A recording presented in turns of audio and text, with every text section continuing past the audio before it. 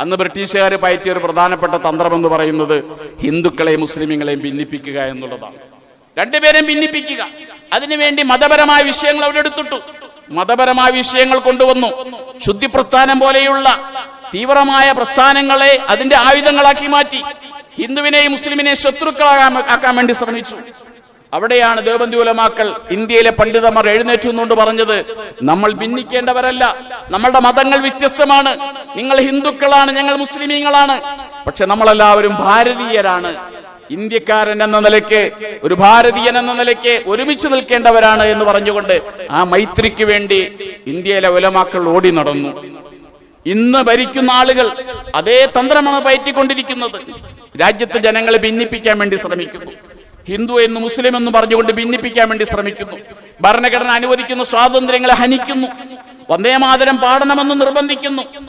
ഒരു കാലത്ത് 2 വരി മാത്രം പാടിയാൽ മതി എന്ന് പറഞ്ഞ ഈ രാജ്യത്തെ നല്ല ബുദ്ധിമാന്മാരായ നേതൃത്വം, അവർ മുന്നിൽ കണ്ടൊരു അപകടമുണ്ട്.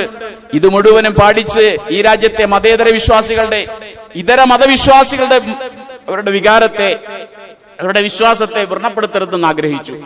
പക്ഷെ ഇന്നെന്താ സംഭവിച്ചത്? ഇന്ന് ഭരിക്കുന്ന ആളുകൾ രാജ്യത്തെ ജനങ്ങളെ ഭിന്നിപ്പിക്കാൻ വേണ്ടി അതേ വന്ദേമാതരം എന്ന് പറയുന്ന ഒരു ആശയം തന്നെ കൊണ്ടുവരികയാണ്. മനുഷ്യർക്കിടയിൽ ഭിന്നിപ്പുണ്ടാക്കുക, ഡിവൈഡ് ആൻഡ് റൂൾ, ഭിന്നിപ്പിച്ച് ഭരിക്കുക.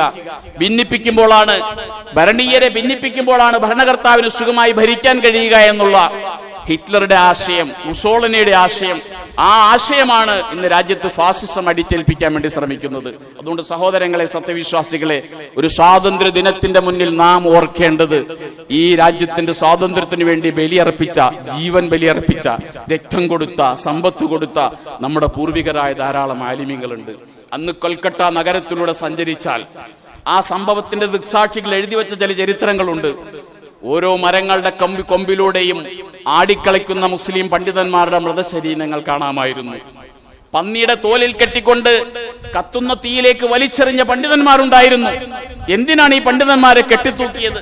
എന്തിനാണ് ഈ ആലിമീങ്ങളെ പന്നിത്തോലിൽ കെട്ടിക്കൊണ്ട് തീയിലേക്ക് എറിഞ്ഞത്? എന്തിനാണ് അവരെ ചുട്ടുകൊന്നത്? അവർ ഈ രാജ്യത്തെ സ്വാതന്ത്ര്യത്തിന് വേണ്ടി പ്രവർത്തിച്ചു, ബ്രിട്ടീഷുകാരനെതിരായി പ്രവർത്തിച്ചു. അതുമാത്രമായിരുന്നു അവർ ചെയ്ത തെറ്റ്. അതുകൊണ്ടാണ് ആലി മുസ്ലിയാരെ തൂക്കിലേക്കാൻ തീരുമാനിച്ചത്.